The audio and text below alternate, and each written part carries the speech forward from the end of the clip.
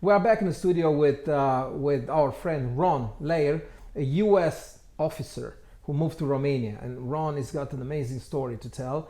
Ron, you're an officer. You're an officer in the U.S. Army, yes? Correct. We're not going to talk that much deep into the thing. Just things you want to talk about your life as an officer. You're actually a commando officer. You've been twice in Afghanistan, twice in Iraq, and how do you train to be an officer in the U.S.? Well, the training is difficult. It's very high intensity. I didn't go through the military academy at West Point. I went through a officer training school program, officer candidate school. Mm-hmm.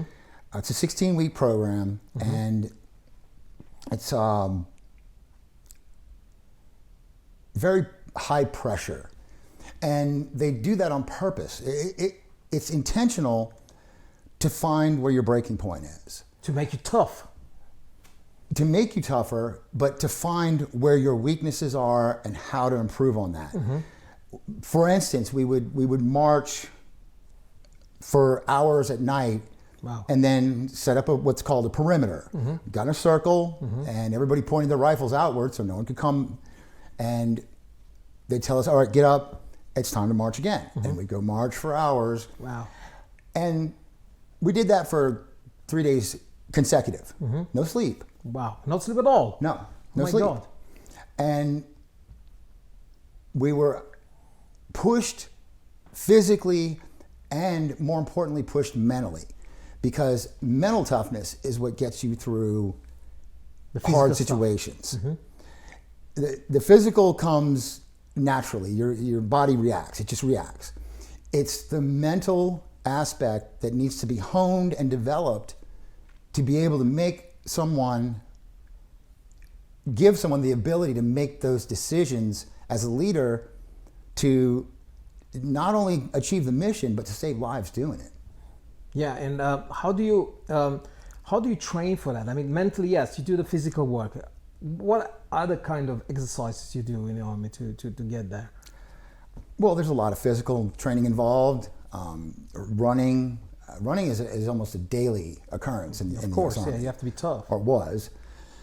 Rifle marksmanship. You can't stay in the Army, in the U.S. Army, unless you pass rifle marksmanship. You have to be good with guns, yes. Absolutely, you have to be able to hit the target. So you use M16. You have a Glock or M16 or. We carry Beretta 9mm. That's mm-hmm. the standard issue pistol. Mm-hmm. M4s are the carbine, mm-hmm. which we carry when you're doing close quarters. Mm-hmm. The M16, I think it's the A3 now, mm-hmm. I believe, mm-hmm. and that's the standard infantry rifle. Mm-hmm. But we also familiarize with a vast array of weapons. Do you do anything with knives and stuff? You do, yeah? Any training with knives? Not knives. We do hand-to-hand.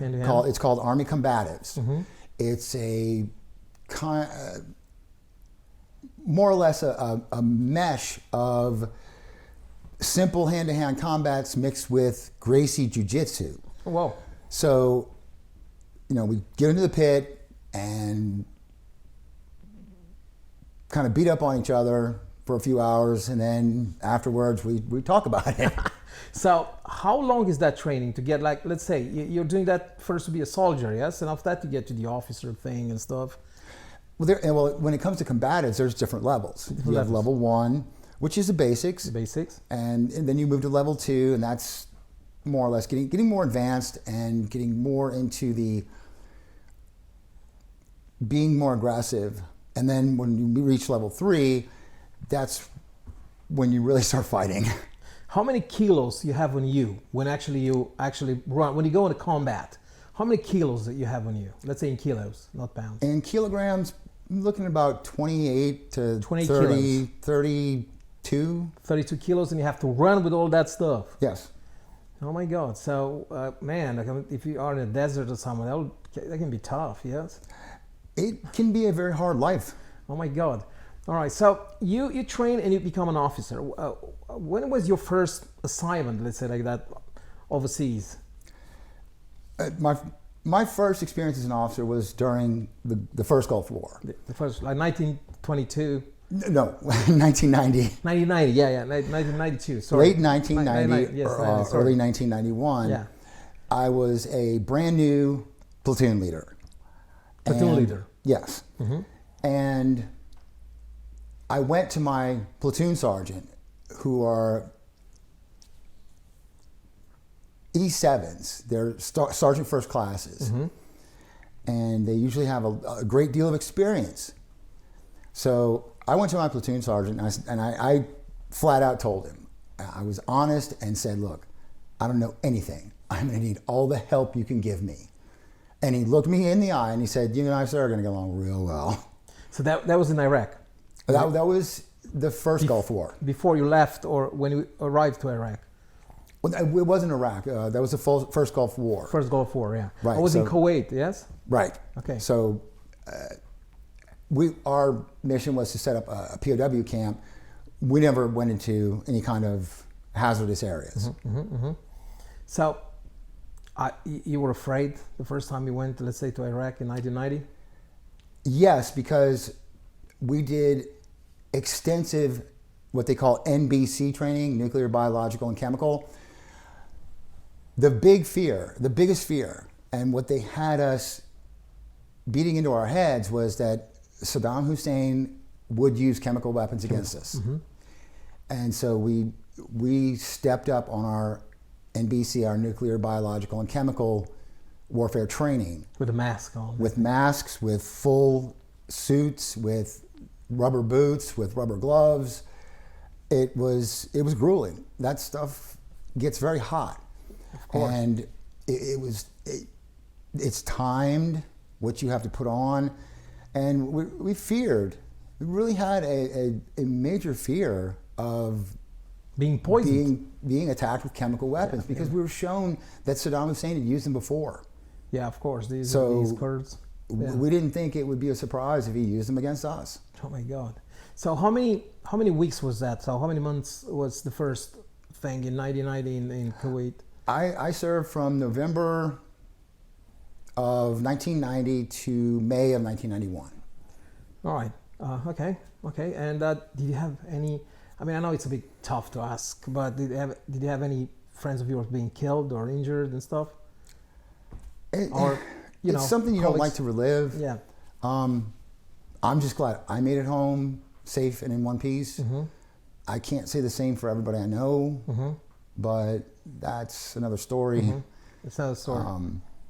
Again, it's just something that you don't want to. It's tough. Yeah. Turn the clock back. Yeah, you're right. I'm blessed to be here with my wife and my son, and have all my arms and legs and limbs, and I thank God every day that it turned out that way. Wow. So that was the first assignment. And what about the second? Well, my tours in Afghanistan and further, it really just showed how to build character. It was not a happy time. So you went twice in Iraq and twice in Afghanistan? Correct. Wow. Because for us it's interesting, because it's very rare to see an American ex-officer have an interview in Romania. So it's cool. And I know people, they ask you, and it's a bit strange to talk about those times. And I don't want to get too much into details because you can't say everything. But I'm gonna ask you from the human part of like as a human, how did you change after you came back after those missions? I would have to say my level of appreciation and gratefulness improved quite a bit. Coming back to the U.S. from overseas, you learn to appreciate things a lot more. Of course. What you have, what you don't have.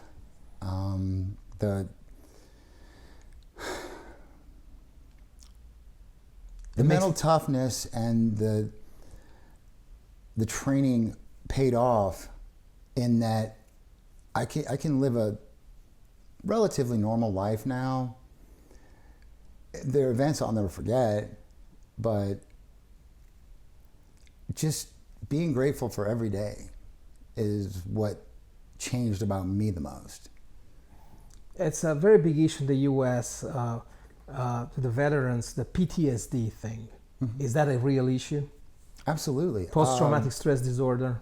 I personally know half a dozen people that are no longer with us by their own hand. It's true that in the U.S., after they come back from those missions, a lot of American soldiers and officers, they kill themselves. That's wow. One. Is that tough on your psychic? All these missions. I mean, I know it's hard, but wow, you know, it's just insane. Different people react differently. Yeah. Some people will take that ultimate step. Some people will turn to alcohol. Mm-hmm. Some people turn to drugs. Mm-hmm. Some people turn.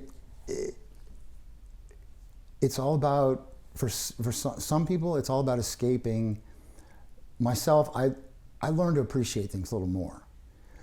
Some people are just looking for a way out, and some of them take that ultimate step. Mm-hmm. And like I said, there's alcoholism, drug abuse, and you know. We talk a lot about human nature in our shows, and you're a man of faith. Yes. Does faith help you to find a balance in this world, especially after you know, a thing like that? But how strong faith should be into a person's life to have a good balance? My life is all about faith. My faith leads me. I do nothing except through the grace of God and my Savior Jesus Christ. Everything that in my life is bestowed upon me by our Savior. Whether it's, you know, a financial gain, being blessed with a financial gain, or whether it's a hardship. Mm-hmm. If it's a hardship, it's something I need to learn to overcome.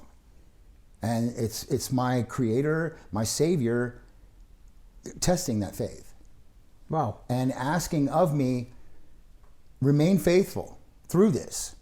And so I know when I get up in the morning, every morning I'm blessed with, that nothing can harm me. I know that.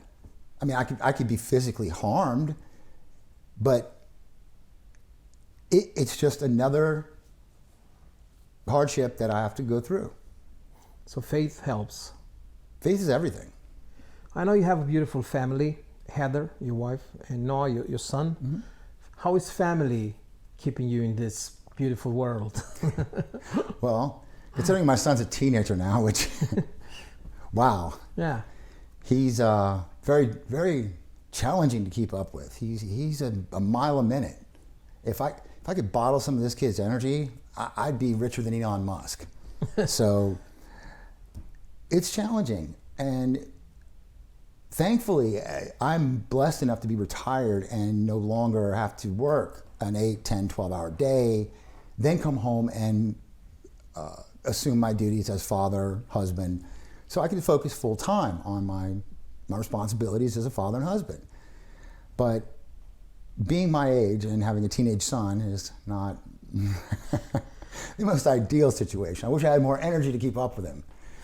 Ron, beautiful. After the break, on the last part of our show, let's talk a little bit about your vision about the world today. So let's meet after the break.